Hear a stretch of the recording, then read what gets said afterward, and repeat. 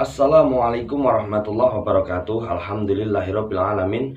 Assalatu wassalamu ala asyrofil anbiya wal mursalin sayyidina wa maulana Muhammadin amma ba'd.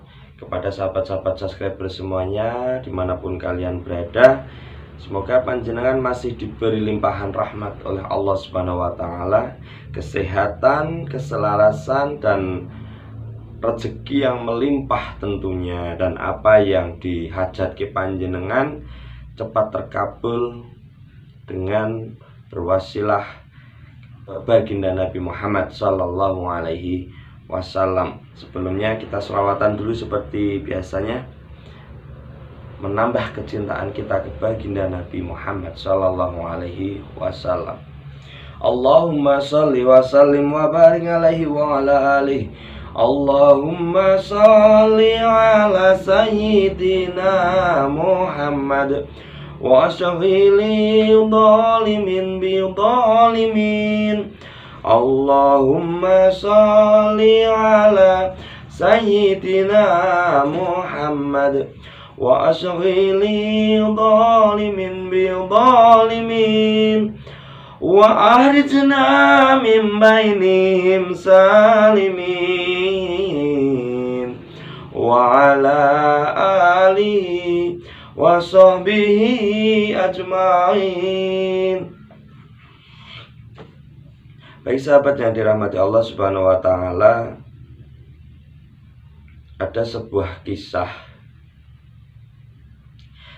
di mana sahabat Rasulullah Sallallahu Alaihi Wasallam bertanya kepada Nabi Muhammad Sallallahu Alaihi Wasallam. Apa yang ditanyakan kepada beliau, bahwasannya, ya Rasulullah, siapa sih yang harus saya takzimi? Lalu Rasulullah menjawab, ibumu. Lalu siapa lagi ya Rasulullah? Ibumu. Lalu siapa lagi ya Rasulullah? Ibumu. Lalu siapa lagi ya Rasulullah? Bapakmu, ayahmu, abahmu. Dari pertanyaan ini, sahabat menanyakan bahwasannya, siapa sih yang harus ditakzimi di dunia ini? Pertama, Rasulullah menjawab, ibu, umi, mama, simbo. Itu 3 kali. Ibumu, ibumu, ibumu. Terus yang keempat baru bapakmu, atau ayah, atau abi, atau abah, dan lain sebagainya penyebutannya.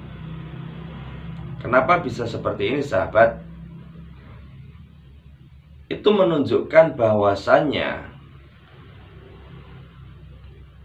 penghormatan kita kepada orang tua kita itu sangat berpengaruh dalam kehidupan kita, dalam kita bersosial, dalam kita menjalankan kehidupan di dunia ini. Karena jika kita tidak ada beliau-beliau, mustahil kita akan hidup bahagia. Jika kita tanpa doa ibu, mustahil jika kita akan bahagia, walaupun kaya seperti apapun. Ada sebuah cerita dari Sumatera, di mana ada seorang ibu janda yang tua dan memiliki 1 anak. Ibu itu sangat menyayangi putranya ini, mendidiknya sopan santunnya, mendidik dengan baik agar anak ini menjadi orang yang benar-benar bermartabat. Pada waktu itu anak sudah semakin dewasa. Setelah dewasa, anak ini ingin sekali mengangkat derajat sang ibu dan dia sendiri. perjalanan demi perjalanan keprihatinan bersama sang ibu. Dijalaninya dengan sabar ikhlas dia merawat ibunya bersamanya. Akan tetapi karena semangatnya untuk mengangkat derajat agar lebih mapan, lebih mulia dipandang oleh penduduk, oleh sekitar. Di waktu itu ada kapal yang singgah di daerahnya. Dia pamit kepada ibunya bahwasanya ingin ikut kapal tersebut. Agar apa? Agar bisa kerja dan ingin menjalani hidup lebih baik lagi. Dari cerita ini sebenarnya ibunya itu sudah berat hati untuk melepaskan putra satu-satunya ini. Dengan berat hati, tapi karena putranya yang sangat berkeinginan kuat untuk menjalani kehidupan yang lebih baik, ibunya pun meridhoinya, mengikhlaskannya, putranya ikut dengan kapal tersebut. Setelah beberapa bulan, beberapa tahun, ibunya selalu berdoa untuk putranya ini, tapi putranya juga nggak kunjung datang. Kangen, rindu antara ibu dan anaknya. Singkat cerita sahabat,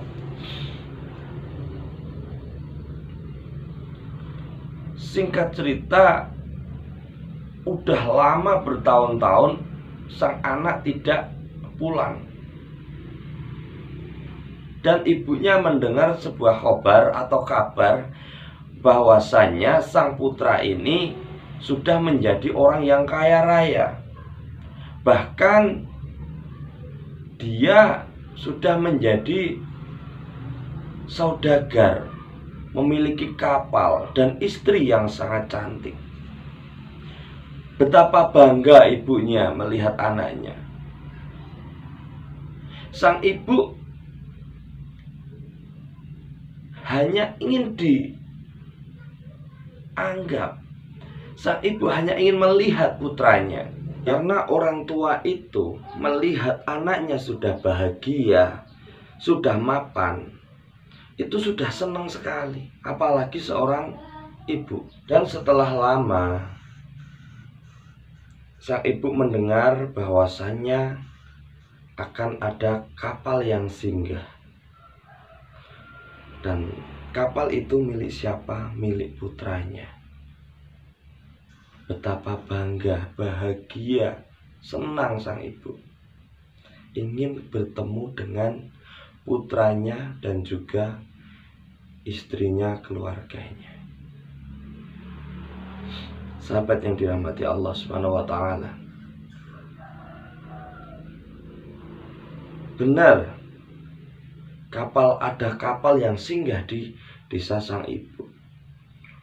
Masyarakat situ berbondong-bondong ingin melihat putra sang ibu, karena memang sudah menjadi saudagar yang kaya. Dari kerumunan orang yang banyak ini, sang ibu menerobos untuk bisa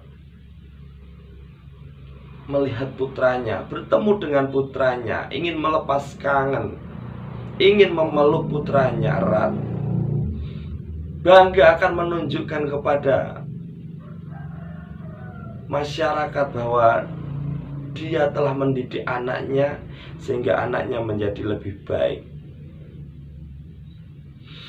Setelah itu ibunya bisa bertemu dengan putranya tersebut, dengan istrinya. Tanpa babi bu lagi, sang ibu langsung menghampiri putranya, memeluknya erat. Tapi apa yang terjadi sahabat? Sang putranya ini tidak menganggap sang ibu. Bahkan dia menampiknya sampai ibunya tersungkur. Sang istri bertanya kepada si putra ini, siapa dia? Bukan siapa-siapa. Sang ibu menangis sambil, hai, aku ini ibumu, aku ini yang melahirkanmu. Bukan ibuku, bukan kamu. Karena ibuku adalah yang orang kaya raya, bukan kamu. Singkat cerita, ibunya menangis melihat anaknya yang seperti itu. Sebenarnya sang putra merasa bersalah, tapi karena gengsinya terlalu tinggi kepada sang istrinya, dia tidak mengakui ibunya. Masya Allah.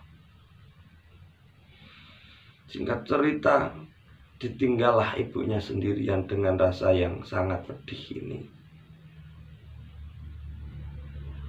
Lalu sang putra pergi lagi dengan kapalnya, dengan keluarganya. Apa yang dilakukan oleh ibunya, sahabat? Dia berdoa, ya Allah, dia memang anakku, tapi dia tidak menganggapku lagi. Dan ibunya dalam cerita tersebut mengutuk anak ini, putranya ini. Kutuklah dia menjadi batu. Dan apa yang terjadi? Sang putra di lautan yang lepas, terjadi badai yang tinggi, yang besar, sehingga kapalnya tenggelam. Kapalnya hancur luluh lantak. Dan dia diceritakan menangis terseduh-seduh, bersujud dan menjadi batu. Mungkin panjenengan sudah mendengar cerita ini. Dan banyak sekali sahabat cerita-cerita tentang putra yang berani durhaka terhadap orang tuanya, terhadap ibunya, dan berakhir tragis, berakhir tidak bahagia. Ini menunjukkan bahwa apa, sahabat? Bahwa kita wajib untuk menghormati orang tua kita, untuk menghormati ibu kita, ayah kita, guru-guru kita.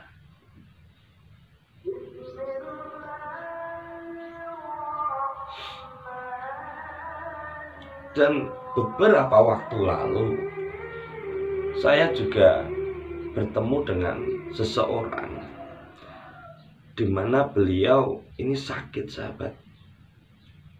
Sudah tidak bisa apa-apa lagi. Dirawat oleh ibunya dan istrinya.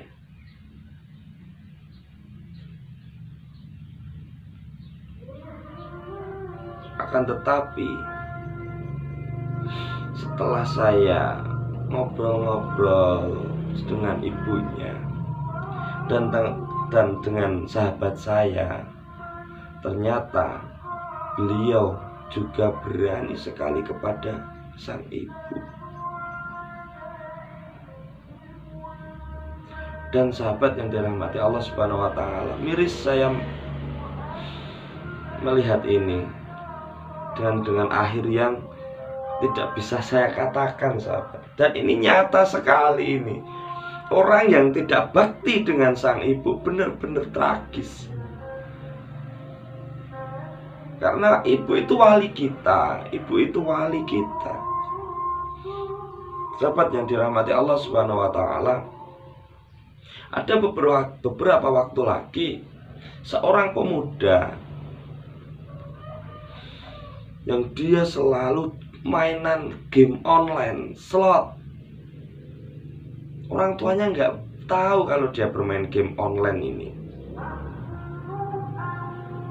Tahu-tahu dia minta uang berapa juta sampai orang tuanya itu nggak bisa memberi lagi. Dan akhirnya apa? Karena dia ketagihan game online slot ini, dan dia berani sekali pada orang tuanya, minta duit, sampai orang tuanya nggak bisa ngasih. Akhirnya orang tuanya itu sakit-sakitan, merasa sedih anaknya seperti ini, dan berakhir depresi. Anaknya ini depresi. Apakah kita ingin seperti itu?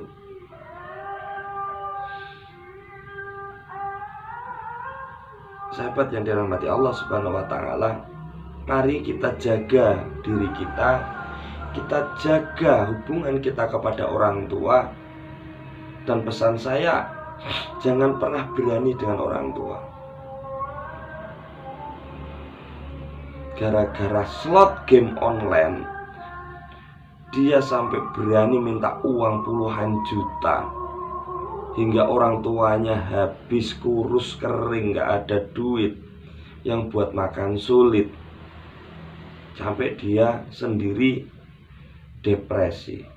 Orang tuanya masih bingung, masih ingin memikirkan bagaimana anaknya ini sembuh, padahal depresi, stres karena game online. Insya Allah sahabat, dari beberapa cerita ini sahabat, kita bisa mengambil hikmahnya. Apa?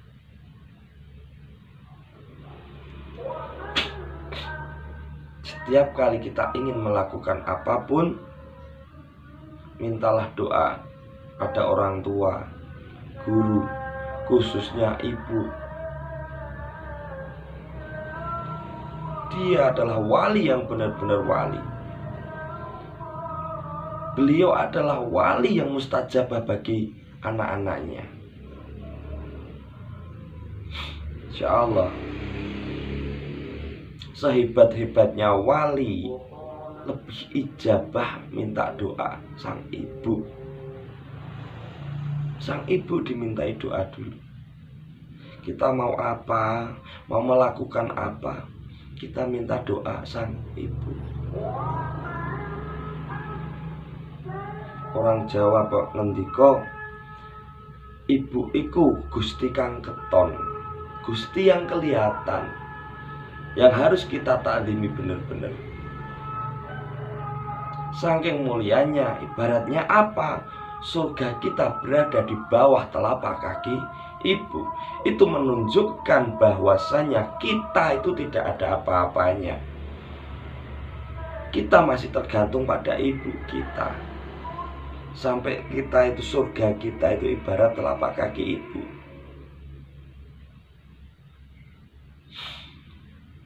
Saya bercerita tentang ini karena saya beberapa waktu lalu memang harus dibenturkan dengan masalah anak yang berani sama ibunya.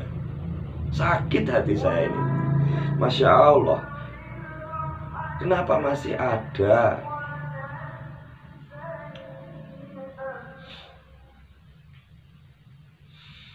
Astagfirullahaladzim. Pesan saya sahabat, tetap jaga hati kita sama ibu. Jaga hati kita kepada ibu kita. Jangan sampai kita membentak. Membentak saja nggak boleh, apalagi mencaci maki, apalagi berani, apalagi sampai tangan melayang, apalagi Masya Allah.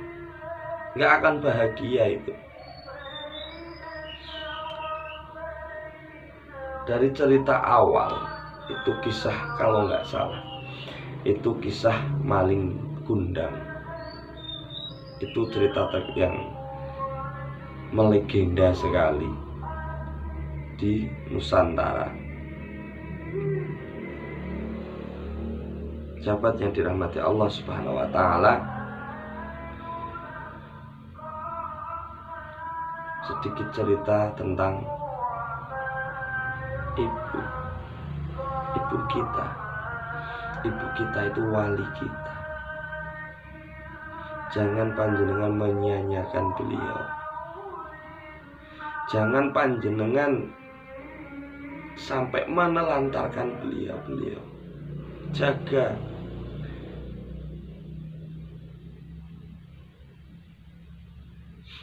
Baik sahabat yang dirahmati Allah Subhanahu wa taala. Banyak kata salah, mohon maaf. Karena saya sangat terus sekali dan ingin mengungkapkan ini kepada panjenengan sedoyo. Bareng-bareng kita jaga ibu kita. Kita taklimi ibu kita. Karena kita butuh doa dari beliau.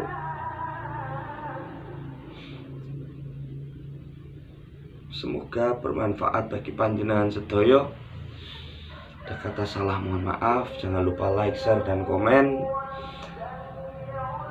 Semoga tayangan-tayangan saya bisa menambah wawasan bagi panjenengan sedoyo apapun itu.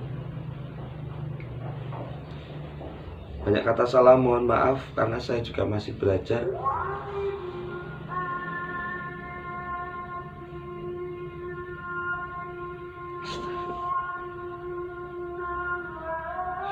Wallahu muwaffiq ila aqwamit thoriq. Wassalamualaikum warahmatullahi wabarakatuh.